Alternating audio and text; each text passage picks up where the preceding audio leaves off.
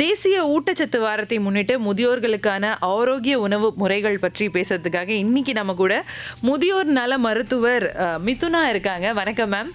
வணக்கம். வணக்கம். Welcome to our show. Thank you. Yes, இன்னைக்கு நிறைய முதியோர்களுக்கான உணவு முறைகள் பற்றி தான் பேச போகிறோம். ஃபர்ஸ்ட் கொஸ்டின் என்கிட்டேருந்து நான் என்ன கேட்கணும் உங்ககிட்ட அப்படின்னு நினைக்கிறேன்னா, ஏன் மேம் பர்டிகுலராக முதியோர்களுக்கு எல்லாருக்குமே ஹெல்தி ஹேபிட்ஸ் தேவை, பட் முதியோர்களுக்கு அதிகப்படியான ஹெல்த்தியான ஃபுட் ஹேபிட்ஸ் இருக்கணும் அப்படின்னா எதுக்காக அது? எஸ், முதியோர்களுக்கு எல்லாருக்குமே ஹெல்த்தி ஃபுட் ஹேபிட்ஸ் கண்டிப்பாக இருக்கணும். நீங்கள் சொன்ன மாதிரி யங் ஏஜாக இருந்தாலும், சைல்டாக இருந்தாலும், மிடில் ஏஜாக இருந்தாலும், முதியோர்களாக இருந்தாலும். பட் ஏன் முதியோர்களுக்கு தனியாக இன்றைக்கி நம்ம பேசுகிறோம் அப்படின்னா, அவங்களுக்கு நிறைய ஹெல்த் இஷ்யூஸ் இருக்குது. அந்த எக்ஸிஸ்டிங் ஹெல்த் இஷ்யூஸை காஷியஸாக மைண்டில் வச்சுட்டு அதுக்கேற்றா போல் அவங்களுக்கு டயட் கொடுக்கணும். அதனால் முதியோர்களுக்கு ஹெல்த்தி ஃபுட் ஹேபிட்ஸை நம்ம பேசுகிறோம். ஓகே, ஆல்ரெடி அவங்களுக்கு இருக்கிறதுனால இது ஏற்கனவே அவங்களுக்கு ஹெல்த் இஷ்யூஸ் ஏதாவது இருக்கான்னு கேட்டு அதுக்கேற்ற மாதிரியான ஃபுட் கொடுக்கணும். அதுக்காக அவங்களோடது இன்றைக்கி நம்ம ஸ்பெசிஃபிக்காக பேசுகிறோம். Okay okay okay. அண்ட் சரிவிகித உணவு, அவன் முதியோர்களுக்கான சரிவிகித உணவு அப்படின்னா நீங்கள் எந்த மாதிரி ஒரு ஃபுட் சஜஸ்ட் பண்ணுவீங்க ஒரு நாளைக்கு? So quality is more important than quantity. நம்ம என்ன சாப்பிட்றோம், எவ்வளோ சாப்பிட்றோன்றதை விட என்ன சாப்பிட்றோன்றது ரொம்ப ரொம்ப முக்கியம். பேலன்ஸ்டு டயட்டாக இருக்கணும். சரிவிகித உணவுனா பேலன்ஸ்டு டயட்டு. ஸோ ஒரு பிளேட்டில் நம்மளுக்கு கார்போஹைட்ரேட்ஸு, ப்ரோட்டீன், ஃபைபர் எல்லாமே சேர்ந்து இருக்கணும். ஸோ அது பேலன்ஸ்டாக எல்லாமே சேர்ந்து ஒரு சத்து கொடுக்கும். வெறும் கார்போஹைட்ரேட் சாப்பிட்டா நிறைய ப்ரோட்டீன் சத்து இருக்காது, ஃபைபர் சத்து இருக்காது. ஸோ வெறும் ப்ரோட்டீன் மட்டும் சாப்பிட்டாலும் சில உடல் உபாதைகள் வரும், கிட்னி ப்ராப்ளமும் வரும். ஸோ எல்லாமே பேலன்ஸ்டாக கார்போஹைட்ரேட்டும் இருக்கணும் நம்ம எனர்ஜிக்கு, ப்ரோட்டீனும் தேவை, அதுக்கப்புறம் ஃபைபர் ஃபுட்ஸும் தேவை. ஸோ டைஜஷன் ப்ராப்ளம்லாம் எதுவும் இல்லாமல் இருக்கும் அதுக்காக. ஸோ பேலன்ஸ்டு டயட்னா இது எல்லாமே கலந்து ஈக்குவலான குவான்டிட்டியில் கொடுக்கணும் நம்ம. ஓகே, இப்போ நான் கொஸ்டின் கேட்கறதுக்கு முன்னாடி லிசனர் ஒருத்தவங்க வெயிட் பண்ணுறாங்க, என்ன கேள்வி கேட்குறாங்கன்னு பார்க்கலாம். வணக்கம். ஹலோ, வணக்கம். வணக்கம், யார் எங்கேருந்து பேசுகிறீங்க? பொன்னேரி ஜெகண்டையிலேருந்து கலியில் நம்ம பேசுகிறேன். வணக்கம் டாக்டர். சொல்லுங்கள். வணக்கம். எனக்கு தெரிஞ்சவர் பார்த்தீங்கன்னா பக்கத்தில் கிடக்காரு, ஒரு 67 வயசு ஆகுது அவருக்கு. ஓகேங்க. இவர் பார்த்தீங்கன்னா சமீபத்தில் ஒரு 6 months முன்னாடி பார்த்தீங்கன்னா ஹார்ட் அட்டாக் வந்துச்சு. ஆன்ஜியோ பண்ணி ஸ்டென்ட் வச்சிருக்காங்க. ஓகே. இவரு எப்படி இருக்கணும் அது கொஞ்சம் சொல்லுங்க. ஓகே, அவங்க எல்லாரும் சாப்பிட்ற மாதிரி சாப்பிடலாம். பட் அவங்க சாப்பிட்றத இன்னும் கவனமாக சாப்பிடணும். அவங்க சாப்பிட்ற சாப்பாட்டில் கார்போஹைட்ரேட்ஸ், அதாவது அவங்களுக்கு எனர்ஜி கொடுக்கறதுக்காக கார்போஹைட்ரேட்ஸ், அந்த ரைஸு, கிரெயின்ஸு, வீட்டு, கோதுமை, ராகி, சிறுதானியம் அதெல்லாம் நிறைய இன்க்ளூட் பண்ணிக்கணும். ப்ரோட்டீன்ஸ் நிறைய எடுத்துக்கணும். புரதச்சத்து, நிறைய பருப்பு வகைகள் இருக்குது இல்லைங்களா, அந்த ப்ரோட்டீனுக்காக சுண்டல், கொண்டக்கடலை, அதெல்லாம் பச்சைப்பயிறு, அது மாதிரியான ப்ரோட்டீன் சத்து நிறைய இருக்கிற பயிறு வகைகள் எடுத்துக்கணும். அப்புறம் ஃப்ரூட்ஸ் அண்ட் வெஜிடபிள்ஸ், அவங்களுக்கு வேறு எதுவும் சுகரு, பிபி, கிட்னி ப்ராப்ளம்லாம் எதுவும் இல்லைன்னா அதுக்கு ஏற்ற போன்ற ஃப்ரூட்ஸ் எடுத்துக்கணும். பழ வகைகளும் வெஜிடபிள்ஸ், காய்கறிகளும் நிறைய அந்த மாதிரி எடுத்துக்கணும். நீர் காய்கறிகள் நிறைய எடுத்துக்கணும். அப்புறம் சுகர் நிறைய இல்லாத ஃப்ரூட்ஸ் எடுத்துக்கணும். வாழைப்பழம், அந்த பலாப்பழம் அதெல்லாம் எடுத்துக்கக்கூடாது. ஸோ அது மாதிரி அவங்க சாப்பிட்லாங்க. அவங்க சாப்பாட்டில் சுகர் கம்மியாக இருக்கணும், எண்ணெய் கம்மியாக இருக்கணும், உப்பு கம்மியாக இருக்கணும். ஸோ ஹார்ட் ப்ராப்ளம் இருக்கவங்களுக்கு இதெல்லாமே கம்மியாக இருந்து சாப்பிட்டா தான் நல்லது அவங்களுக்கு. Okay doctor, thank you. Next caller. வணக்கம். ஓகே, வணக்கம். ஹலோ, வணக்கம், யார் எங்கேருந்து பேசுகிறீங்க? வணக்கங்க, பெரம்பூர்லேருந்து பிரகாஷ் பேசுகிறேன். பிரகாஷ் சார், மேம் கிட்ட கொஸ்டின் கேட்குறேன். Good morning. Good evening ma'am. Good evening sir, சொல்லுங்கள். எனக்கு இப்போ ஒரு ஏஜுக்கு பர்சன் சொல்றாங்க, எந்த ஏஜ்ல இருந்து இந்த ஒரு 45ல இருந்து ஸ்டார்ட் பண்ணாங்களா இந்த பார்த்து சாப்பிட்றதுலாம் அந்த மாதிரி கேட்குறேன். ஏன்னா எனக்கு ஒரு 45 ஸ்டார்ட் ஆயிடுச்சு. ஆனால் எனக்கு பிபி, சுகர் எதுவும் இல்லை, நார்மலாக இருக்கு. பட் ஏன்னா கொஞ்சம் ஓவர் வெயிட்டாக இருக்கேன், ஒரு 90 kg இருக்கேன்.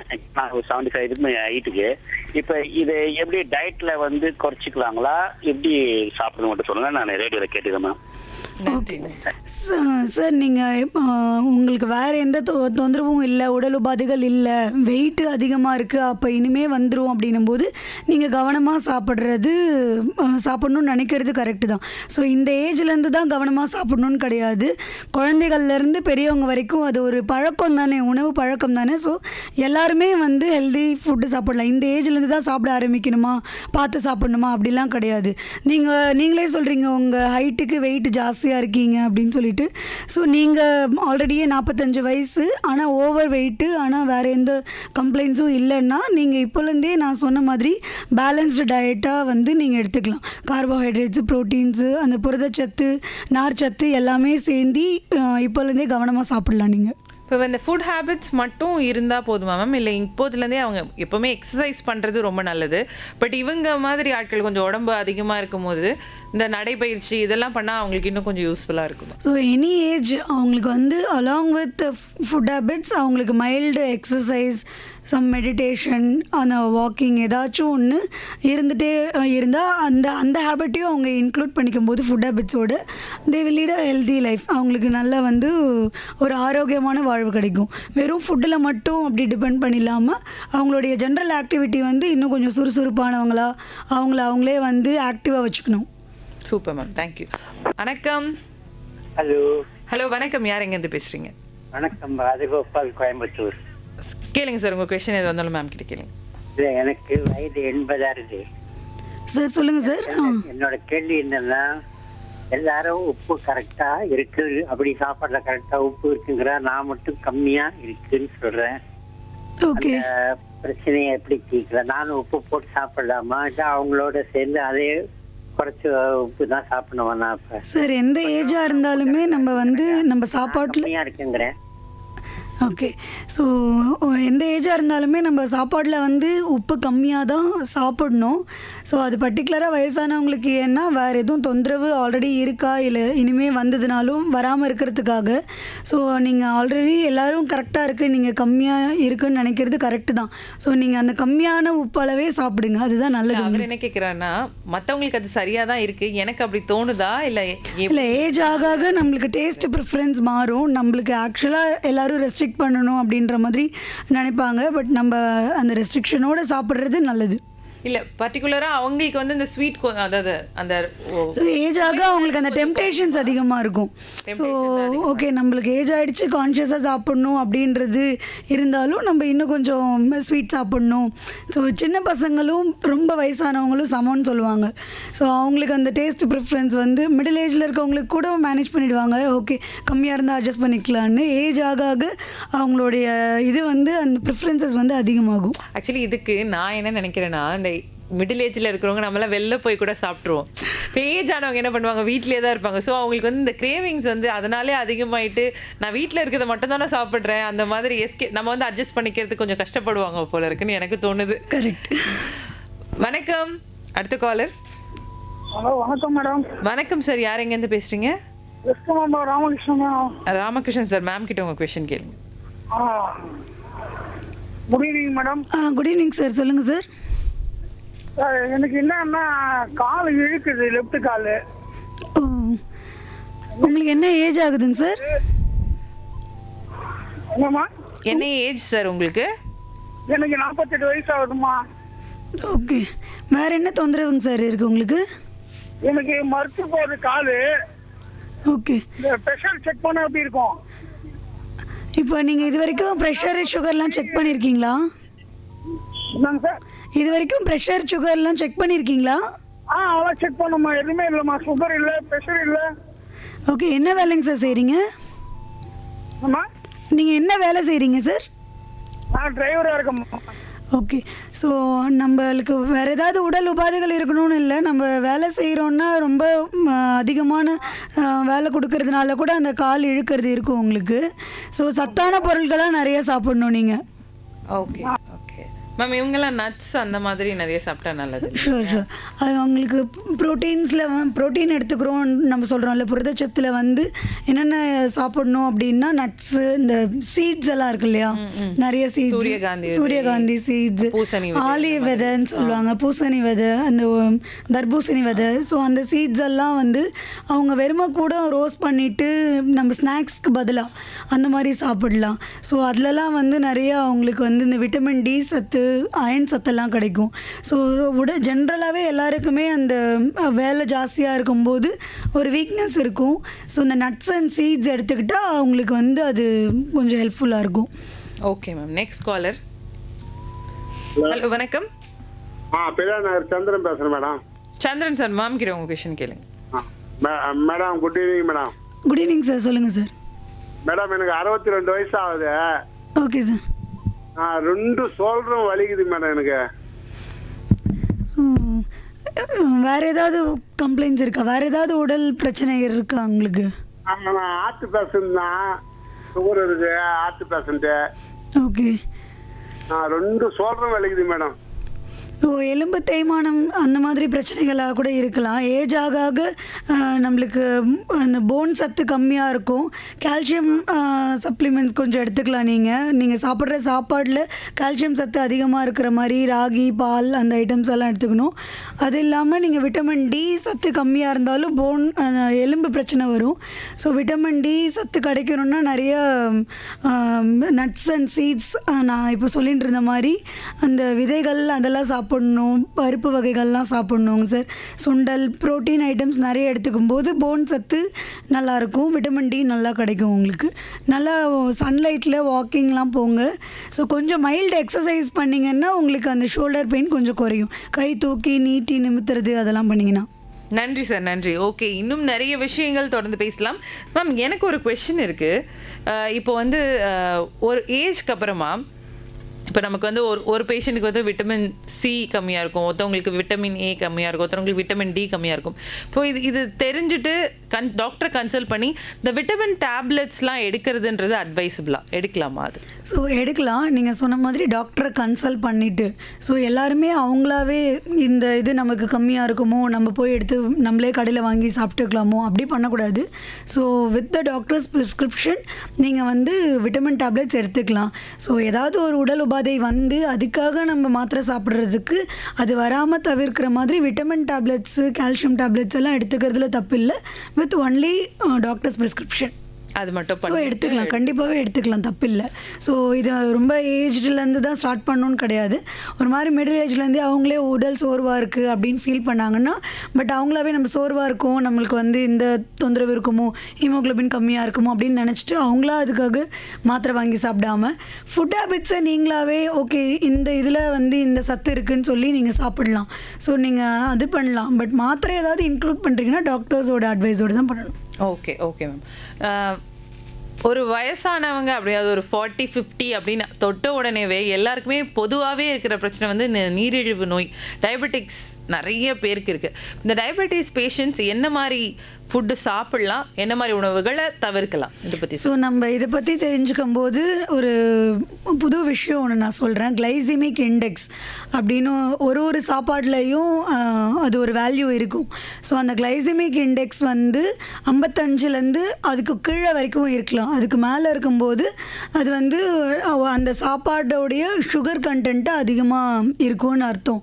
ஸோ எந்த சாப்பாடில் லோ கிளைசிமிக் இண்டெக்ஸ் இருக்குதுன்னு நமக்கு தெரிஞ்சிருக்கணும். தெரியலனாலும் நம்ம வந்து அதான் நம்ம யாரையாவது டாக்டர்ஸ் அட்வைஸோடு கேட்டு நம்ம அதை சாப்பிடலாம். ஸோ அந்த டயபெட்டிஸ் பேஷண்ட்ஸ் வந்து லோ கிளைசிமிக் இண்டெக்ஸ் ஃபுட்டு எடுத்துக்கிறது நல்லது. ஸோ ஒரு பழங்களாக இருக்கட்டும், அவங்க வந்து ஆப்பிள், கொய்யாப்பழம், பப்பாயா, மாதுளை அதெல்லாம் எடுத்துக்கலாம். ஸோ அந்த பழங்கள் காமனாக பேஷண்ட்ஸ் என்ன கேட்பாங்கன்னா, பழங்களே சாப்பிடக்கூடாதா சுகர் பேஷண்ட்டு, நான் எந்தெந்த பழங்கள்லாம் சாப்பிட்லாம் அப்படின்னு சொல்லி கேட்பாங்க. ஸோ சுகர் பேஷண்ட் வந்து பழங்களே சாப்பிடக்கூடாதுன்னு கிடையாது.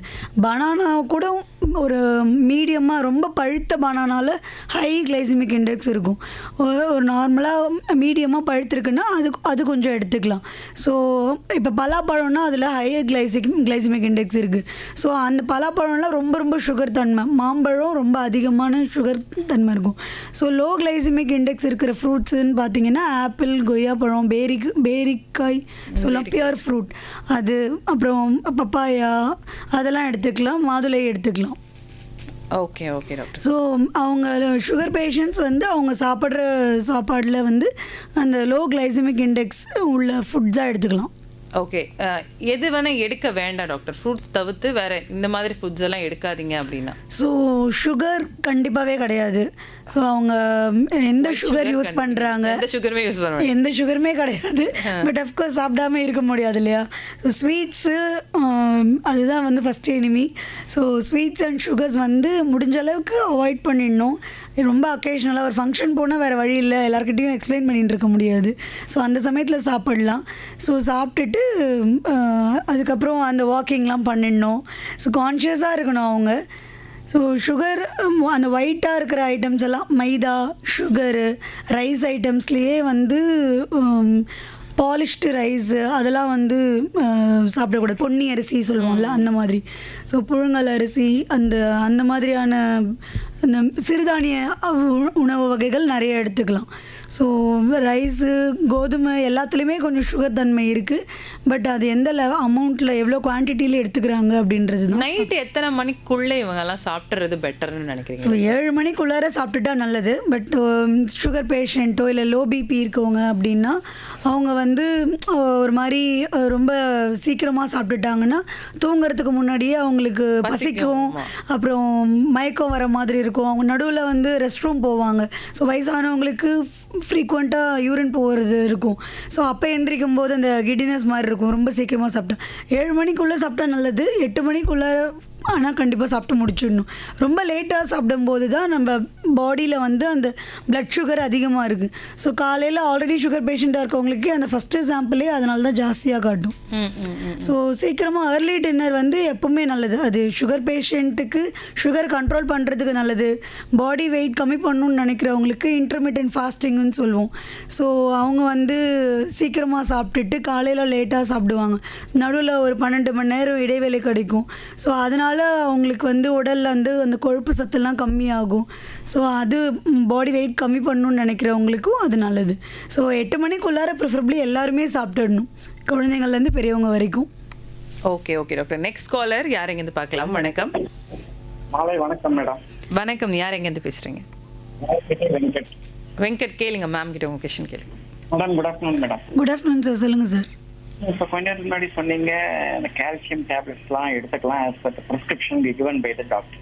ஆமாங்க சார், எடுத்துக்கலாம். அது கொஞ்சம் ஓவர் ஆயிடுச்சுன்னா இந்த கிட்னி எல்லாம் கொஞ்சம் பாதிக்கும். கால்சியமோ இல்லை any antibiotic or pain killer இது மாதிரி எடுத்துக்கும் போது பாதிக்கும் அப்படின்றாங்க. அதுவும் பர்டிகுலராக வயசானவங்களுக்கு. அது இட் இஸ் ட்ரூ.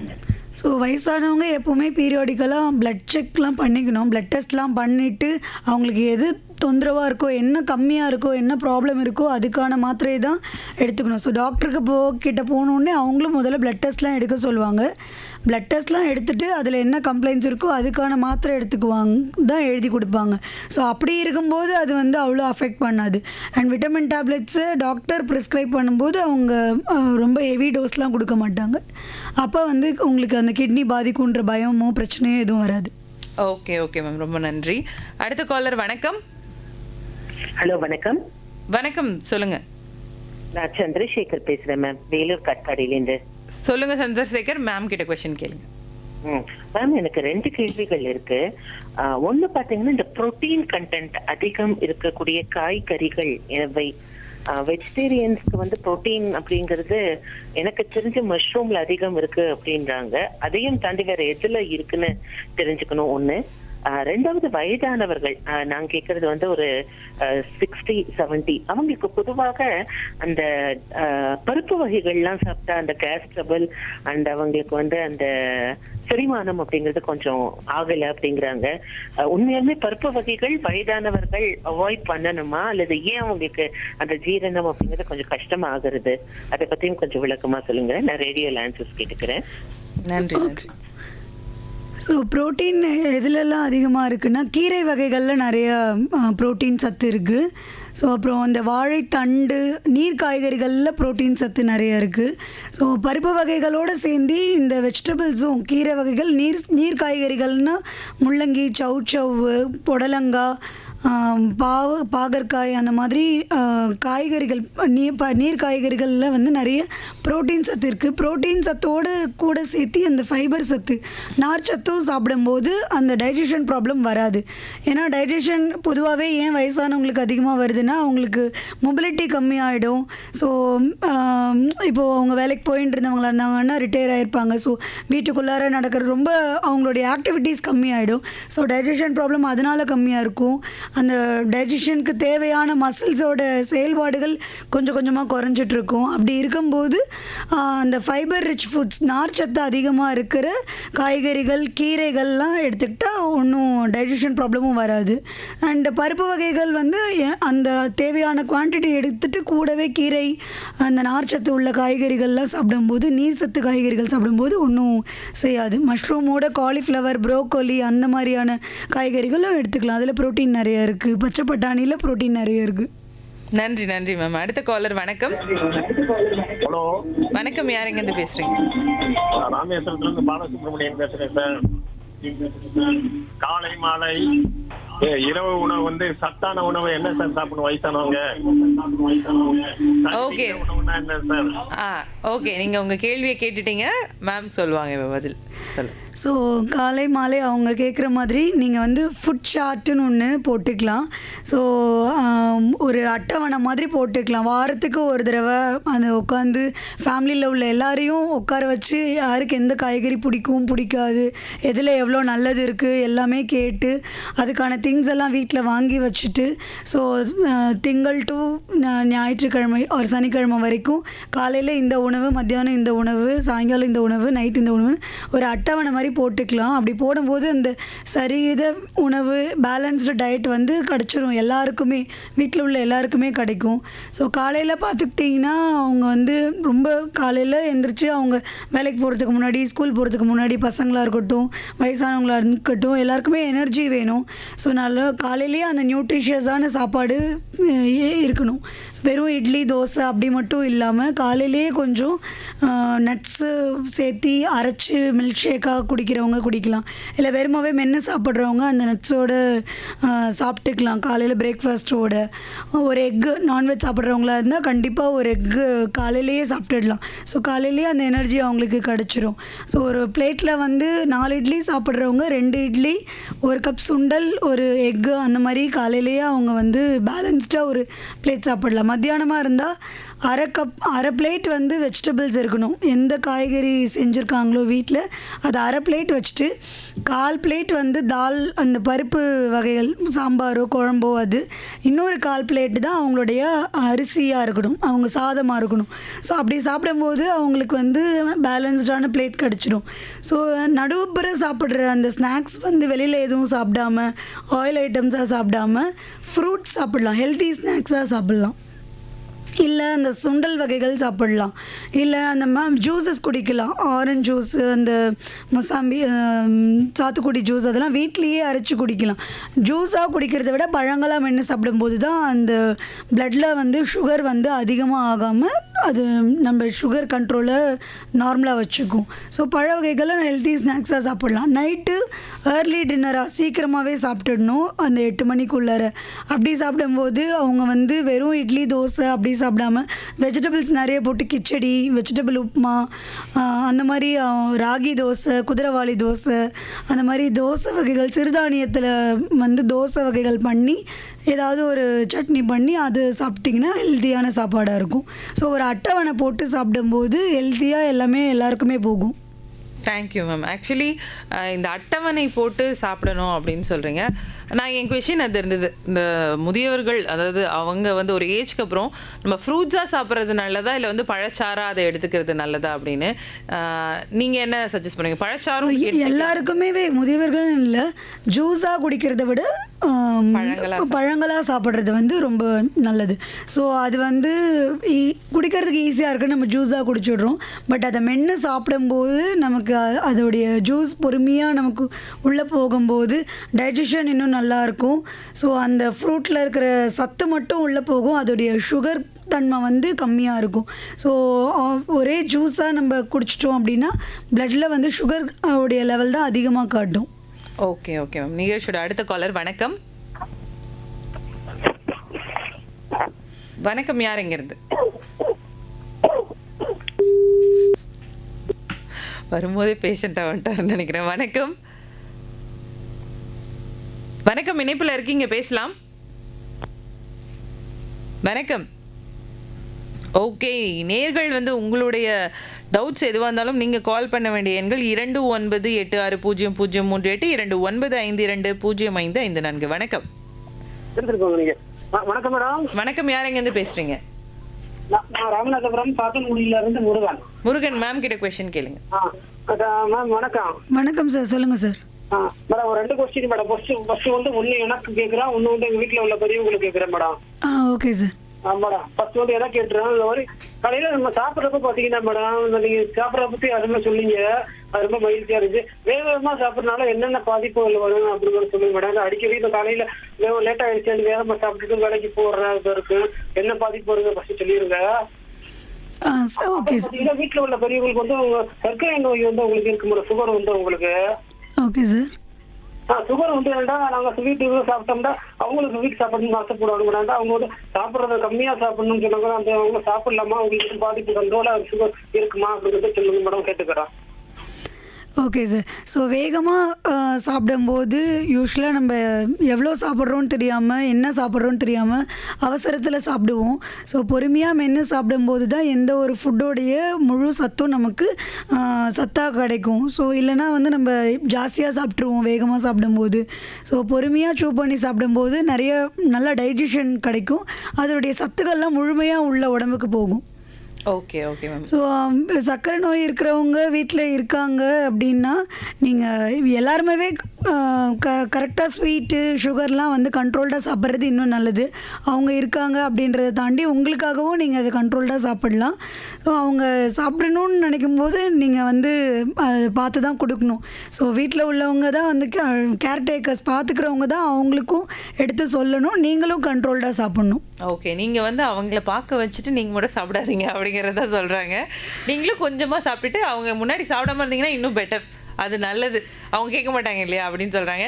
இதே மாதிரி நீங்களும் உங்கள் வீடுகளில் இருக்க முதியோர்களுக்கான ஆரோக்கியமான உணவு முறைகள் என்னென்ன இருக்குது, நான் டாக்டர்கிட்ட இந்த மாதிரி ஒரு கொஷின் கேட்கணும் அப்படின்னா நீங்கள் உடனே கால் பண்ணுங்கள். 29860038 2952205554. Stay tuned.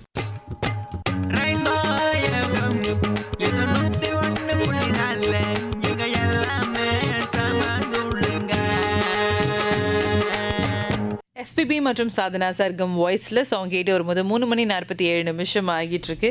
எஸ், தேசிய ஊட்டச்சத்து வாரத்தை முன்னிட்டு முதியோர்களுக்கான ஆரோக்கியமான உணவு முறைகள் குறித்து முதியோர் நல மருத்துவர் மிதுனா அவங்ககிட்ட தான் பேசிகிட்டு இருக்கோம். மேம், எனக்கு வந்து ஒரு கொஷின் இருக்குது.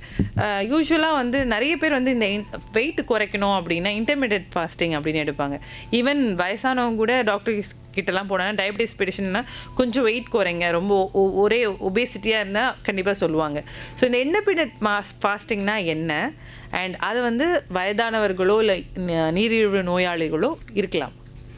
ஸோ இன்டர்மீடியட் ஃபாஸ்டிங்னா நம்ம குறிப்பிட்ட நேரத்துக்கு சாப்பிட்டுட்டு குறிப்பிட்ட நேரத்துக்கு எதுவும் சாப்பிடாமல் இருக்கிறது. எதுவுமே சாப்பிடாமல் இருக்கணும்னு அவசியம் இல்லை. பட் அந்த டைமில் ஏதாவது ஒரு சூப் மாதிரியோ இல்லை வந்து க்ரீன் டீ மாதிரியோ இல்லை நட்ஸ் மாதிரி சூ பண்ணி சாப்பிட்றது எடுத்துக்கலாம். மில்க்கு ஃபுட் ஐட்டம்ஸ் அப்படி எடுத்துக்காமல் வாட்டர் ஐட்டம்ஸாக green tea, soups, vegetable soup மட்டும் இல்லை நட்ஸ் ஏதாவது சூ பண்ணி சாப்பிட்றது, அது அந்த டைமில் சாப்பிட்டுக்கலாம். அந்த ஃபாஸ்டிங் பீரியடில், அந்த மிச்ச பீரியடில் வந்து அவங்க நார்மலாக சாப்பிட்றத சாப்பிடலாம். சாப்பிடலாம். பட் 12 ஹவர்ஸ் to 12 ஹவர்ஸ் அப்படி ஒன்று இருக்குது. 12 ஹவர்ஸ் சாப்பிடலாம், 12 ஹவர்ஸ் சாப்பிடக்கூடாதுன்னு. 10 ஹவர்ஸ் சாப்பிடலாம், 14 ஹவர்ஸ் சாப்பிடக்கூடாதுன்னு ஒரு இது ஸ்கெட்யூல் இருக்குது. ஸோ 16 ஹவர்ஸ் சாப்பிடக்கூடாது, 8 ஹவர்ஸ் சாப்பிடலாம் அப்படின்ற ஒரு ஸ்கெட்யூல் இருக்குது. ஸோ அது வந்து யாருக்கு எது செட் ஆகுமோ அப்படி தான் அவங்க அதை பிளான் பண்ணிக்கணும். அண்ட் வித் யாராவது ஒரு ப்ரொஃபஷனல்ஸோட அட்வைஸோடு அதை ஸ்டார்ட் பண்ணணும். யாராவது அவங்களாவே ஸ்டார்ட் பண்ணுறாங்க அப்படின்னா அவங்களுக்கு யாராவது ஒரு டயட்டீஷியனோட அட்வைஸ் ஆச்சும் இருக்கணும். அப்போ தான் அவங்களுக்கு வேறு எதுவும் கம்ப்ளைண்ட்ஸ் வராமல் இருக்கணும். ஸோ பேசிக்காக ஸ்டார்ட் பண்ணும்போது 12 to 12 பண்ணுறது நல்லது. ஸோ மிச்சதெல்லாம் 16 ஹவர்ஸ் ஃபாஸ்டிங் இருக்கிற மாதிரியோ இல்லை 14 ஹவர்ஸ் ஃபாஸ்டிங் இருக்கிற மாதிரியோ இருக்கும். ஸோ 12 to 12 வந்து ஸ்டார்ட் பண்ணும்போது சாப்பிடலாம். கீழே இப்போ ஃபார் எக்ஸாம்பிள் நைட்டு 8 மணிக்கு சாப்பிட்டு முடிக்கிறாங்கன்னா காலையில் 8 மணிக்கு தான் அவங்க மறுபடியும் சாப்பிடணும். As simple as it. அது வந்து ஒரு 12 மணி நேரம் இன்டர்மீடியன்ட் ஃபாஸ்டிங் இருந்த மாதிரியும் ஆகிடும். ஸோ நைட்டு ஏர்லி டின்னர் முடிச்சிட்ட மாதிரியும் ஆகிடும். காலையில் கொஞ்சம் லேட்டாக சாப்பிடும்போது அவங்க அந்த லேட்டானா 6 மணிக்கே எழுந்துச்சிட்டேன், எனக்கு 8 மணி வரைக்கும் பசிக்கும் அப்படின்னா அந்த டைமில் அவங்க க்ரீன் டீ எடுத்துக்கலாம், இல்லை ஒரு 4 பாதாம் எடுத்துக்கலாம். ஸோ அந்த மாதிரி பண்ணலாம். ஸோ இது வயதானவங்க சாப்பிடலாமா, ஃபாலோ பண்ணலாமா அப்படின்னா பண்ணலாம். பட் அவங்களுக்கு வந்து அந்த பீரியடில், அந்த ஃபாஸ்டிங் பீரியடில் ரொம்ப லோ சுகர் அந்த மாதிரி ஆகிடுது, இல்லை லோ பிபி பேஷண்ட்டாக இருந்தால் அவங்களுக்கு லோ பிபி ஆகிடக்கூடாது. ஸோ அவங்க வந்து அதுக்கு பக்கத்துலேயே அவங்களுக்கு அந்த சூப் டக்குன்னு ரெடி பண்ணி தரத்துக்கு ஆள் இருக்கணும். இல்லை அவங்க பண்ணி கொடுக்குற அளவுக்கு அவங்களுக்கு தே மஸ்ட் பி அவேர், சரி நம்மளுக்கு இது மாதிரி ஏதோ மயக்கம் வரப்போகுது அந்த மாதிரின்னு சொல்லிட்டு. இல்லை அவங்க வந்து இந்த ஏர்லி டின்னர் எடுத்துகிட்டு காலையில் அதான் 7 to 7, 8 to 8 வந்து வயசானவங்களும் ஃபாலோ பண்ணலாம் வித் டாக்டர்ஸ் அட்வைஸ். அவங்க ஆல்ரெடி எந்த டாக்டரை பார்த்து அதுக்கான மாத்திரை சாப்பிட்டுன்னு இருக்காங்களோ அந்த டாக்டரோட அட்வைஸ்லேயே அதை அவங்க ஃபாலோ பண்ணலாம், தப்பில்லை. ஓகே டாக்டர், நன்றி. அண்ட் நிகழ்ச்சியோட அடுத்த காலர். வணக்கம். ஹலோ வணக்கம், யார் எங்க இருக்கு? நான் திருவள்ளூர்லேருந்து ஜீவராணி பேசுகிறேன் மேடம். ஜீவராணி, சொல்லுங்க மேம் கிட்ட கொஸ்டின் கேளுங்க. வணக்கம் மேடம். வணக்கம்மா. இப்போ வந்து வயசானவங்களுக்கு, இப்போ எங்கள் அப்பாவுக்கு வந்து ஒரு 75 இயர்ஸ் ஆகுது. ஓகேம்மா. அவங்களுக்கு வந்து பிபி சுகர் இல்லை வேற எந்த கம்ப்ளைண்ட்டுமே இல்லை, ஃபிசிக்கலி கரெக்டாக இருக்காரு. பட் வந்து அவருக்கு ஞாபக மறதி ரொம்ப ஜாஸ்தியா இருக்கு, தன்னைத்தானே மறந்துடுறாரு, எங்களை கூட ஞாபகம் இல்லை அவருக்கு. இப்போ இந்த மாதிரி இருக்கிறதுனால அந்த நோய் வந்து எங்களுக்கும் வருமா? இப்போ எங்களுக்குமே கொஞ்சம் ஞாபக மறதி அப்படி இருக்குது. ஸோ அது வராம இருக்கிறதுக்கு எதுவும் ஃபுட்ல கான்சன்ட்ரேட் பண்ணணுமா? அதை பத்தி கொஞ்சம் சொல்லுங்க. ஞாபக மறதி வந்து என்ன கொடுக்கலாம்? அவரு வந்து அப்படியே ஸ்டேபிளா வச்சுக்கிறதுக்கு அவருக்கு என்ன ஃபுட் கொடுக்கலாம்? இது தெரிஞ்சுக்கணும்னு ஃபோன் பண்ணினேன். ரொம்ப நல்ல கேள்வி. ஆக்சுவலி நிறைய பேருக்கு இது யூஸ் ஆகும். ஸோ ஞாபக மறதி வந்து முக்கியமாக வயதானவங்களுக்கு வருமா? வேறு எந்த கம்ப்ளைண்ட்ஸும் இல்லைனாலும் ஞாபக மறதி மட்டும் கூட வரும். அது வந்து ஏஜ் ஆக ஆக நம்ம பிரெயினுக்கு போகிற செல்ஸோடைய பாதிப்புனால் வர்ற ஒரு பிரச்சனை தான். அல்சைமர்ஸ்ன்னு சொல்லுவோம். ஞாபக மறதி பிரச்சனை வரும். ஸோ வேறு எந்த தொந்தரவும் அதுக்கு இல்லைனாலும் ஞாபக மறதி தொந்தரவும் வரும். அது வீட்டில் உள்ளவங்களுக்கு பிற்காலத்தில் வருமா அப்படின்றது வர்றதுக்கு வாய்ப்புகள் இருக்குது. ஸோ வராதுன்னு சொல்ல முடியாது, ஆனால் வர்றதுக்கு வாய்ப்புகள் இருக்குது. ஸோ அதை ஃபுட்டில் எப்படி நீங்கள் இது பண்ணலான்னா, நல்லா ஹெல்த்தியான ஃபுட்டு கொடுக்கலாம் நீங்கள். ஸோ கீரை வகைகள் நிறைய கொடுக்கலாம், அப்புறமா அந்த நட்ஸு நிறைய கொடுக்கலாம். ஸோ அதெல்லாம் வந்து பிரெயினோட செல்ஸுக்கு நல்ல ஊட்டச்சத்து கொடுக்குற ஒரு உணவு வகைகள்.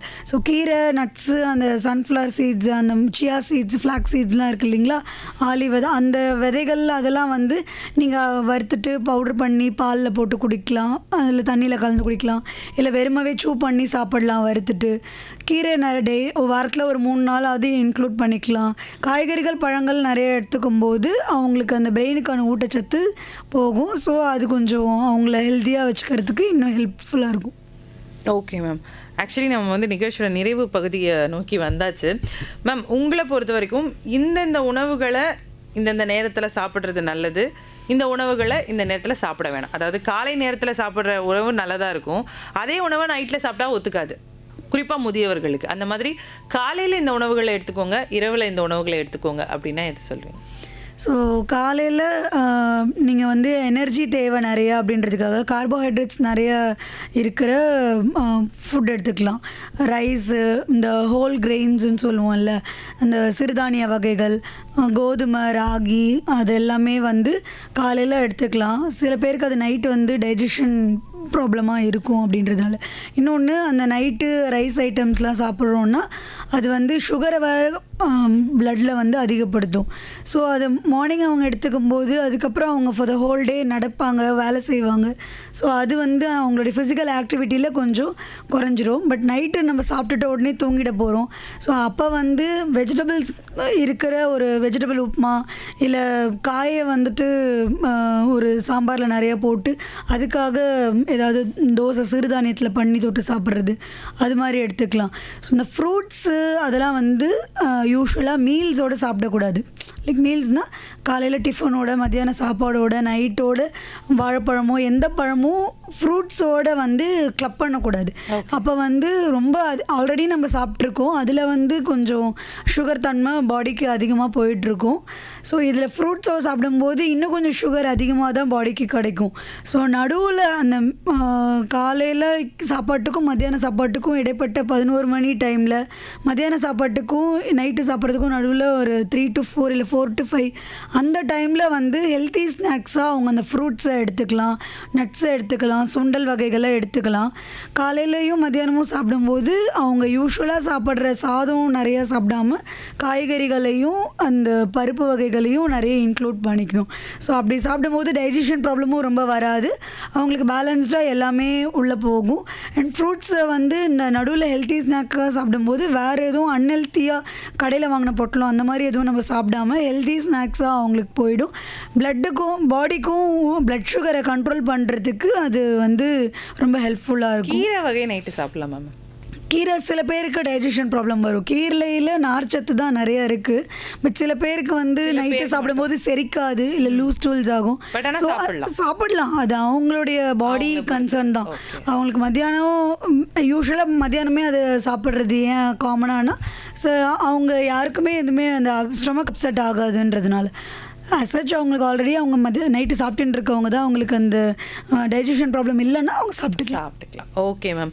ஆக்சுவலி இந்த 1 மணி நேரம் ரொம்ப ஃபாஸ்ட்டாக போயிடுச்சுன்னு நினைக்கிறேன். நிறைய காலர்ஸ் வந்தாங்க, அவங்களோட கேள்விகளுக்கெல்லாம் நீங்கள் நல்லபடியாகவே பதில் சொன்னீங்க.